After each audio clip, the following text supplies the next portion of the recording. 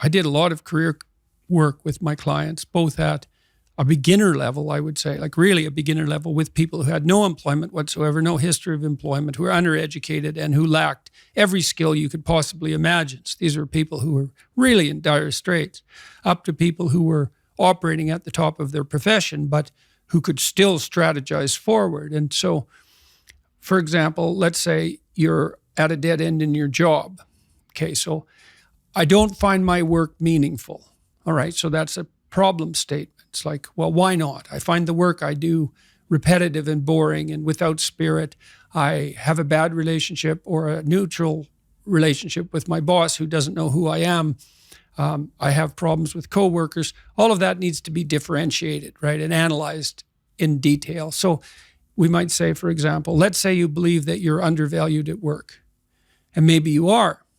What you need to do is you have something to say, and we would have to figure out what it is that you have to say. But it would be some variant of, I'm bringing more value to the table than I am being compensated for, and that's demoralizing me. And it's also not good for you being my boss, because if I'm actually more valuable than is being recognized, then the fact that you're not valuing me properly means that I will become demoralized, I won't work properly, and you won't get the best out of me. So it's bad for both of us. And if your boss is in principle not amenable to such a discussion, then what you should seriously consider doing is finding another job.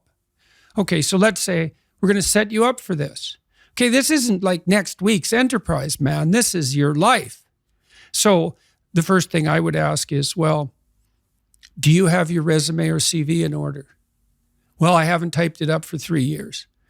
Well, what do you think about bringing it up? Well, I'm pretty nervous about that because there's some holes in it. And, I didn't do so well in college and I'm kind of embarrassed about my resume. It's like, okay, bring it in. Let's go through it. Let's at least update it. Let's look where the holes are. Let's look at where the inadequacies are as far as you're concerned, right? This isn't my judgment. It's your judgment. Let's walk through those judgments and see if they're warranted, because maybe you're just too guilty and ashamed and self-conscious and anxious, and you're looking at your resume more critically than someone else would. And maybe there's some holes that you need to rectify. You were 2 courses away from your BA and you dropped out or something like that. Well, maybe we need 6 months to address that. And at least, even if you can't be fully educated, you could be taking some courses online. And so when you went to a new job interview and they said, what about this hole? You'd say, well, I came to terms with that 6 months ago, and in an effort to rectify it, I'm taking the following courses, and here's my plan for completion. That's a really good answer. And anyone with any sense who's interviewing will accept that as an indication that although you're not perfect, and who is, that you have a good plan and that you've thought it through. Like, that's the kind of answer that in all likelihood will cement your candidacy for the position. Okay, so now you're going to go to your boss. Well, you have to have your CV and your resume in order, and you have to be able to stand on it solidly, and which at least means that you're prepared to address the inadequacies in a credible, realistic, believable, and truthful manner. All right, now what you do is apply for like 10 jobs. You don't have to take them, but maybe you have to go to an interview or 2 or 3 or 4, and maybe there's a bunch of opportunities out there for you that you didn't even know about. And maybe someone offers you a job. And so now you can go to your boss and say, here's the situation I'm in here at work. Here's my evaluation of the problems in relationship to me. Here's what I could do for you if you gave me a 40% raise and the opportunity to progress, but I'd like to see a plan for that. And I've been looking for other opportunities before conducting this discussion, and I have some.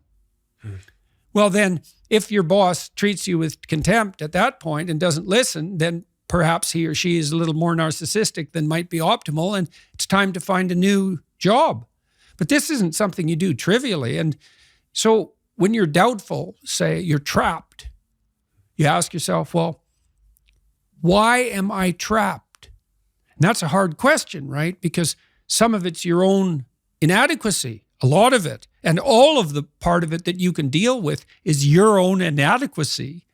So even if it's unfair, even if you're hemmed in for any number of reasons, inappropriate, like ethnically predicated oppression, let's say, or maybe you're in a workplace that really is sexist in some fundamental sense. Well, that's not good. It's not just. It's not fair. It's not meritorious. All of those things. And maybe you shouldn't be there. But what you can do to begin with is every bloody thing you possibly can do to put yourself in the most virtuous and powerful negotiating position possible. And you have to think like a snake in some sense to do that. You got to get the details right. You have to be prepared to bite, and you have to have your eyes on the prize, so to speak. And people aren't taught this sort of thing ever, really. They're not taught how to negotiate. They're not taught how to goal set. They're not taught how to conceptualize appropriate success in some broad sense. In some sense, that's what the humanities are supposed to teach people.